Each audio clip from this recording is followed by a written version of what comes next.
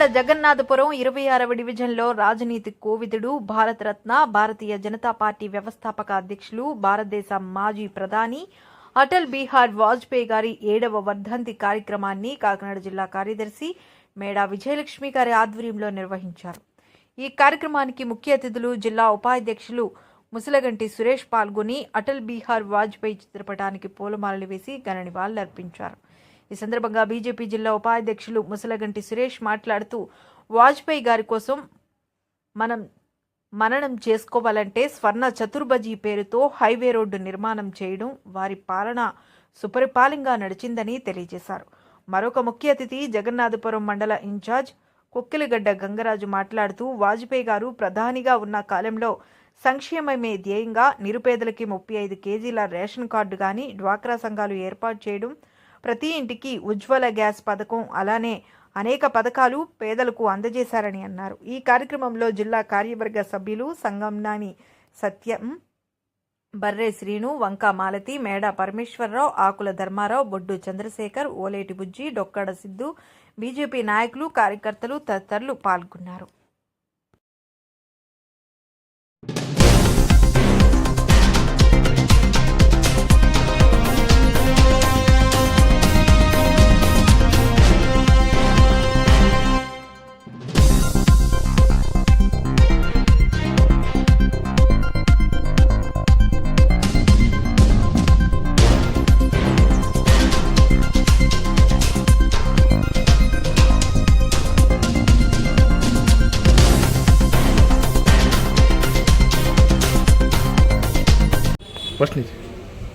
భారతరత్న, భారత జాతి ముద్దుబిడ్డ అటల్ బిహారీ వాజ్పేయి గారి వర్ధంతి సందర్భంగా ఈరోజు కాకినాడ జగన్నాథపురం మండలంలో ఆయన వర్ధంతి కార్యక్రమం జిల్లా కార్యదర్శి శ్రీమతి మేడా విజయలక్ష్మి గారి ఆధ్వర్యంలో నిర్వహించుకోవడం జరిగింది. ఇందులో అటల్ బిహారీ వాజ్పేయి గారు దేశ చరిత్రలో రాజకీయాన్ని ఆయన తాలూకా దీనికి మార్చి సుస్థిర ప్రభుత్వం సమర్థ పాలన అందించిన ఏకైక ప్రధానిగా భారతదేశంలో నిల్చున్నారు.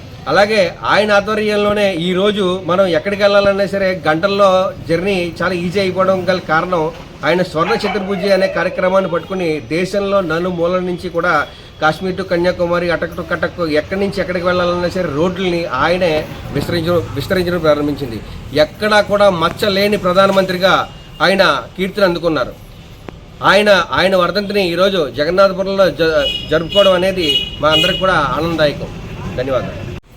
రాజనీతి కోవిదుడు, భారతీయ జనతా పార్టీ వ్యవస్థాపక అధ్యక్షులు, భారతదేశ పూర్వ ప్రధాని అటల్ బిహారీ వాజ్పేయి గారి 7వ వర్ధంతి కార్యక్రమాన్ని ఈరోజు కాకినాడ జగన్నాథపురం 26వ డివిజన్లో నిర్వహించడం జరిగింది.